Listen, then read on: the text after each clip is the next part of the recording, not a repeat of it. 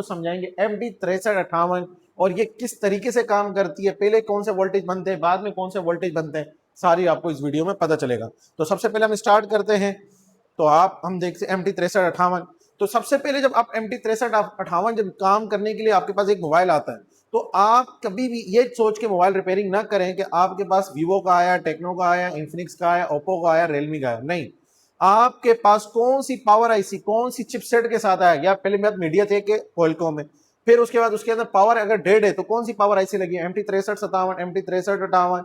तो आप ये चीजें चेक करेंगे तो आपके पास दुनिया का कोई भी मोबाइल आ जाए, वो रिटर्न होना समझो इस टाइम नॉट पॉसिबल होगा। क्यों? अगर आप नॉलेज के साथ अपना काम करते हैं। तो सबसे पहले आप ये देख सकते हैं, हमारे पास VSYS का हमारे पास वोल्टेज बनता है, जिसे हम VPH वोल्टेज बोलते हैं क्वालकॉम के अंदर, मीडियाटेक के अंदर VSYS।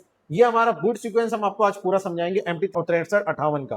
तो 6358 हो, MT6357 हो, ये समझिए 80% सिमिलर है, मतलब इनमें थोड़ी बहुत चेंजिंग है और सिमिलर है। और MT6358 MT6357 से भी इजी है। क्यों? इसके अंदर जो बाहर सर्किट लगे हुए थे वो बहुत कम हो गया, सारे अंदर इसके लग गए। तो सबसे पहले आपका एक पावर की का वोल्टेज बनता है। इन वोल्टेज के बाद जो आपका VSY 3.7 से 4.2 वोल्टेज बनते हैं, ये सारे कैपेसिटरों पे वोल्टेज मिलेंगे। अगर आपका एक भी ग्राउंड टूट गया तो आपकी पूरी पावर आईसी आगे काम करना खत्म कर देगी। उसके बाद आपका VREF का 1.2 वोल्टेज बनेगा। उसके बाद आपका एक और वोल्टेज बनेगा VDIG 1.8। अब 1.2 1.8 उसके बाद आपका बनेगा 2.8। अब जब ये 2.8 VRTC का आपका वोल्टेज बनेगा, ये 3 वोल्टेज बन जाने के बाद ही आगे काम शुरू होगा। मतलब अगर ये वोल्टेज नहीं बनते तो आपकी पावर आईसी बूट सीक्वेंस नहीं बनाएगी। आप कोयल के ऊपर वोल्टेज चेक करते रहो, सारी जिंदगी चेक करो, और आपका मोबाइल रिटर्न चला जाएगा। 10 पावर आईसी चेंज कर लो, मसला हल नहीं होगा जब तक आप उसका प्रॉपर हल नहीं करोगे। फिर उसके बाद आपका बनेगा V122। ये MT6358 में कॉमन मसला आता है, जो ये चीज आपका ये कैप शॉर्ट होने से आपका पूरा मोबाइल डेड हो जाता है और लोग पावर आईसी पे पावर आईसी चेंज करते हैं। अब V122 क्या है? ये क्रिस्टल के लिए वोल्टेज है। अब क्रिस्टल का देखो ना भाई, 2.2 और आपका वोल्टेज जो आ रहा है V122 का, अब यहां से वोल्टेज आता है, यहां जाता है, यहां से इसकी जो फ्रिक्वेंसी है वो रिटर्न आती है। अब ये पावर आईसी ऐसा नहीं कि स्केप के लिए बना है, नहीं, ये जस्ट टेस्ट पॉइंट है। अब जितने भी बाहर केप लगे हुए यहाँ आपका समझिए टेस्ट पॉइंट है। आप इधर मल्टीमीटर पे वोल्टेज चेक कर सकते हो कि वोल्टेज आ रहे या नहीं आ रहे। तो सबसे पहले आपके ये वोल्टेज बनेगा VREF 1.2 1.8 2.8 2.2। अब जब ये तीनों चारों वोल्टेज ओके बन गए तो ही आपका बूट सीक्वेंस बनेगा। क्यों?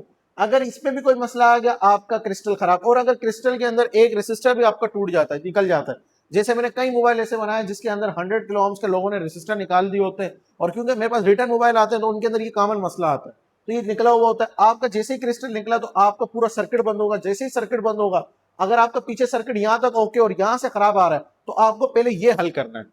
अब इसी तरीके से हम आगे चलते हैं। ये हमारा क्रिस्टल है, आपने देखा 26 हर्ट्ज का होता है। अब ये देखिए, आपका एक 100 किलो ओम्स का रेसिस्टर यहाँ लगा हुआ है जो डिवाइडर सर्किट बनाता है, और आपने बताना है कि भाई अंदर इसमें क्रिस्टल के अंदर कितने ओम्स का थर्मिस्टर लगा होता है, किलो ओम्स का। उसके बाद आपके वोल्टेज बनना शुरू हो जाते हैं जो बग वोल्टेज है। बग वोल्टेज कौन सा बनता है? सबसे पहले जैसे MT6357 में पहले बनता था VS1, लेकिन इधर चेंजिंग हो गई। चेंजिंग क्या हुई? इधर बनता है VS2, जिसपे आपका 1.3 से 1.4 वोल्टेज मिलते हैं। उसके बाद आपका बनेगा V-Core 0.8। अब ये सेम वोल्टेज बनेंगे लेकिन एक और वोल्टेज चेंज हो जाएगा, आपका V मॉडम। अब सेम क्यों बोल रहा हूं? क्योंकि MT6357 और 6358 या कोई भी पावर आईसी हो, उसमें ज्यादातर आपको वोल्टेज नाम वोल्टेज सेम ही मिलते हैं। थोड़ा बहुत चेंजिंग होती है कि पहला कौन सा बन रहा है और दूसरा कौन सा बन रहा है।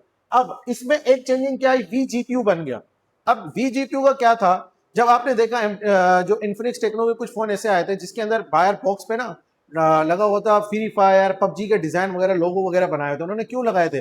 क्योंकि उसके अंदर एक्सटर्नल एक इन्होंने वोल्टेज बना के दे दिया था, एम्पेयर ज्यादा बूस्ट कर दिए थे जीपीयू के, जिससे आपकी ग्राफिक्स अच्छी हो गई, आपके मोबाइल की परफॉर्मेंस अच्छी हो गई। तो ये एक्सटर्नल परफॉर्मेंस के लिए, जैसे आपका लैपटॉप हो या पीसी हो, उसके अंदर एक छोटा सा जीपीयू होता है जिसके जरिए आपकी ग्राफिक्स वगैरह पे बहुत इफेक्ट पड़ता है, तो ये भी सेम यहीं पे वही काम कर रहा है। उसके बाद आपका VS रैम बनेगा, अब ये 0.8 का। इसके बाद आपका एक और वोल्टेज बनेगा। अब ये वोल्टेज आप देखो इसमें नहीं बन रहा, बन के नहीं बना। क्यों? Enable to. अब ये क्यों नहीं बन रहा, मैं आपको इसके बाद समझाता हूँ।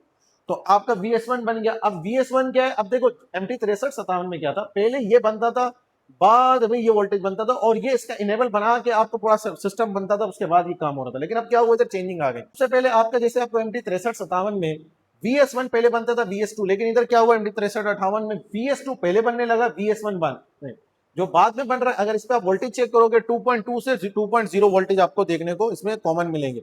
उसके बाद VA12, अब इसके लिए भी एक छोटी सी सर्किट आईसी लगी हुई होती थी जिसका ये इनेबल बनता था। अब ये इस पावर आईसी के अंदर ही चला गया है, तो इसका इनेबल का कोई काम नहीं रहा। इसी तरीके से आगे भी जो एक्सटर्नल वायर जो लग रहे थे आपकी वायर आईसी में जाते थे, अगर वो अंदर आ जाते तो उनका काम नहीं रहता। तो आपका अब देखें VA12 बन गया, हम थोड़ा पीछे चले गए थे। फिर आपका VPROC आपका बन रहा है। अब ये दो लाइनें बनेंगी। क्यों दो बनेंगी? क्योंकि पहले जो था ये एक बनता था MT6357 के अंदर, अब इधर दो क्यों बन रहे हैं? क्योंकि एम्पेयर बूस्ट करना है। अब ये एम्पेयर बूस्ट करके एम्पेयर ज्यादा होंगे। आपको पता है बक सर्किट के अंदर होता क्या है? बक सर्किट क्या करता है? एम्पेयर को ज्यादा करता है, वोल्टेज को कम करता है। जब एम्पेयर यहाँ ज्यादा होंगे तो अगर इन्होंने दो कॉइलें लगाई तो दो कॉइलों में क्या है, वोल्टेज 0.5 से 1.1 मिलेंगे। लेकिन दो लगने से क्या हुआ, इधर एम्पेयर ज्यादा हो गए। एम्पेयर ज्यादा होंगे तो करंट आगे जितना भी डिस्ट्रीब्यूट करेंगे तो वो ज्यादा होगा और बहुत अच्छा साफ सुथरा करंट होके जाएगा। आपका VS रैम आपका बनेगा 0.8। अब ये कहां जा रहा है? CPU के लिए। इसके बाद आपका VIO 1.8 बनेगा। अब ये देखो VIO 1.8 कहां गया? CPU और eMMC के अंदर। अब ये दोनों को ऑन करने के लिए चला गया कि दोनों को पावर दे रहा है। फिर VEMC आपका बना 2.8, किसके लिए? मेमोरी आईसी eMMC के लिए। फिर आपका एक और है, लेकिन अब ये क्या हुआ, फिर बंद हो गया कि भाई इसकी अब यहां जरूरत नहीं है। अब उसके बाद एक और वोल्टेज आपका बनेगा। अब ये वोल्टेज कहां जाएगा आपका? सीधा और सीधा आप ये देखो रैम के अंदर चला गया और सीपीयू के अंदर। VD रैम 1.1 से 1.2 मिलेंगे आपको वोल्टेज। आपको ये कहां जा रहे हैं? सीपीयू के अंदर और रैम के अंदर। अब ये किस तरीके से काम करते हैं? मैं शॉर्ट तरीके से, क्योंकि हमारे को वीडियो शॉर्ट बनानी है और आपको जस्ट ऑफ जस्ट समझाना चाहते हैं, तो ये चीज हम शॉर्ट करके आपको समझा रहे हैं। या तो हम इसका पार्ट 2 बनाएंगे और उसमें पार्ट 1 पार्ट 2 करके बनाएंगे ज्यादा डीपली करके।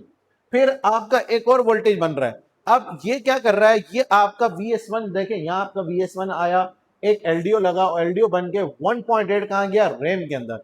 अब क्या होता? अब देखो इसका जो इनेबल है ये भी क्या है? VIO 1.8। अब जरूरत क्या थी, इन्होंने LDO लगाया। तो कई मोबाइलों के अंदर आप चेक करोगे तो ये LDO आपको नहीं मिलेगा, डायरेक्ट VIO 1.8 रैम के अंदर जाता है, और कई मोबाइलों के अंदर LDO मिलेगा। और अगर आपका LDO खराब भी हो जाए तो आपको मसला नहीं होता, आप डायरेक्ट यहां से जंपर करके इसको डायरेक्ट जंपर करके 1.8 देंगे, तब भी आपका मोबाइल क्या हो जाएगा? ओके हो जाएगा। जब ये सबकी सारी बनेगी, आप देखें उसके बाद आपका कौन सा वोल्टेज बनेगा? VD रैम 2 0.6 रैम के लिए जा रहा है, और कहां जाएगा? उसके साथ सीपीयू के साथ में, सीपीयू में भी ये जा रहा है। अब इसके बाद आपका बनेगा VUSB 3.0। अब ये क्यों बनते हैं? अब इसमें तीन ऐसे वोल्टेज हैं जो बनने से आपका सीपीयू पोर्ट शो करता है। आपने देखा होगा आपके पास डेड मोबाइल है, आप डायरेक्ट लगाते हो और सीपीयू पोर्ट शो कर दे तो आप बोलते हो यार मेरा सीपीयू क्या है, ओके मोबाइल सब कुछ ओके, पीछे चेक करने की जरूरत नहीं है। लेकिन ऐसा होता नहीं है। अब तीन वोल्टेज कौन कौन से? सबसे पहले 3.0, 1.8, VA12 1.2, सही है, और आपका VIO 1.8। अब ये तीन वोल्टेज जब सीपीयू को पूरे प्रॉपर मिल जाएंगे तो क्या करेगा? सीपीयू अपना पोर्ट शो कर देगा। कई दफा क्या होता है, ये तीन तो बन जाते हैं लेकिन सीपीयू अंदर एक्सटर्नल उसमें क्या होता है, ड्राई सोल्ड हो जाता है, तो फिर भी आपका मोबाइल डेड होता है और पोर्ट शो कर रहा होता है। तो इस ऐसा 100% नहीं होता, लेकिन हम उसको 80% मान के चलते हैं कि भाई हमारा सीपीयू क्या होता है, पोर्ट बनने के बाद ओके होता है। क्यों? ये पोर्ट बनने से पहले ये सारे सीक्वेंस बनते हैं, तभी आपका पोर्ट बनता है। और जब ये आपका बन जाता है तो VP आपका बनेगा, जो आपका जरूरत नहीं है ऑन होने के लिए, तो आप यहां देखो नो रिक्वायर्ड फॉर ऑन, सही है। उसके बाद रीसेट भी 1.8।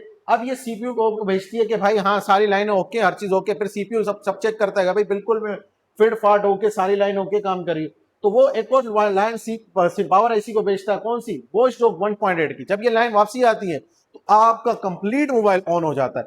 तो ये सारे वो वोल्टेज है जो मोबाइल ऑन होने के लिए 100% लाजमी है। अब डीप नॉलेज पे जब हमारे पास आप आते हैं तो हम आपको कैसे समझाते हैं कि ये तो अभी मैं शॉर्ट करके समझाया कि भाई ये इधर इधर जा रहा है, ऐसे नहीं होता। तो इसके लिए हम आपको समझाते हैं कि भाई वी कोर का काम क्या है, वी मॉडेम का काम क्या है, क्यों जाता है, किस लिए जाता है, उसकी वजह क्या होती है, VS1 और VS2 क्यों बनता है, कहां कहां जाता है, किस लिए जाता है। तो ये सारी डीप नॉलेज होती है। लेकिन अगर आपके पास वो नॉलेज नहीं भी हो और आपको ये पता हो कि यार मेरे पास ये वोल्टेज पहले बनना है, बाद में ये वोल्टेज बनना है, तो आप अपने पास से कोई भी डेड मोबाइल ऑन इजीली कर सकते हैं। तो हमारा नया बैच शुरू होने जा रहा है 10 जून को। अगर आप भी एडमिशन लेना चाहते हैं तो आ जाएं JB मोबाइल इंस्टीट्यूट पे। ये शॉर्ट वीडियो आपको कैसी लगी तो आपने कमेंट जरूर करना है।